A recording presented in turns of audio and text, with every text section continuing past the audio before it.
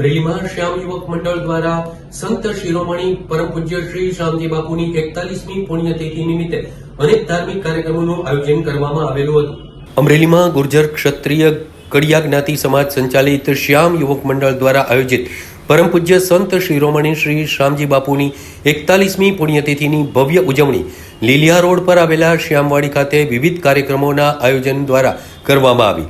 પૂજન વિધિ, ગાયોનું પૂજન અને ઘાસ વિતરણ, મહાઆરતી બાદ શ્રી આપાગીગાની જગ્યાના સંત પરમ પૂજ્ય જીવરાજ બાપુ, શ્રી આપાગીગાની જગ્યાના મહંત પરમ પૂજ્ય વિજય બાપુ, નેરસડીના શ્રી ખોડિયાર મંદિરના પરમ પૂજ્ય લવજી બાપુ, બગસરાના શ્રી આપાગીગાની જગ્યાના પરમ પૂજ્ય જયરામભાઈ, આંબાના પરમ પૂજ્ય ઘનશ્યામ બાપુ જેવા સંતોના આશીર્વાદ બાદ સમસ્ત જ્ઞાતિ સમાજના સહપરિવાર સાથે ભોજન પ્રસાદનું સુંદર આયોજન કરવામાં આવ્યું। આ પ્રસંગે શ્રી ગુર્જર ક્ષત્રિય કડિયા જ્ઞાતિ સમાજ સંચાલિત શ્રી શ્યામ યુવક મંડળના આગેવાનો, પદાધિકારીઓ તેમજ જ્ઞાતિના ખૂબ મોટી સંખ્યામાં ભાઈ બહેનો ઉપસ્થિત રહેલા હતા। શ્રી રામ, જય આપાગીગા, જય શ્યામજી બાપુ।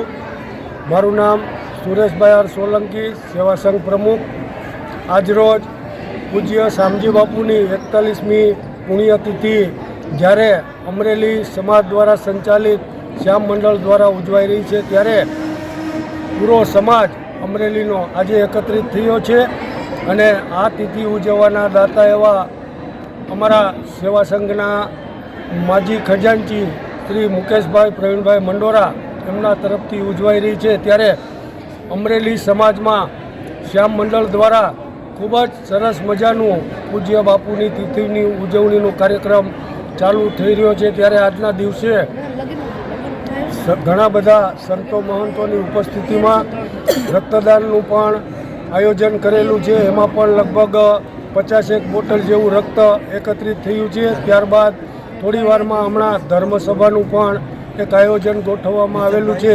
ત્યારબાદ રાત્રિના સમૂહ ભોજન અમરેલીના કડિયા સમાજ તો ખરો જ, ઉપરાંત દરેક ધાર્મિક સમાજના જે કોઈ ભાઈઓ બહેનો વધારે એમના માટે ભોજન પ્રસાદની પણ વ્યવસ્થા કરવામાં આવેલી છે।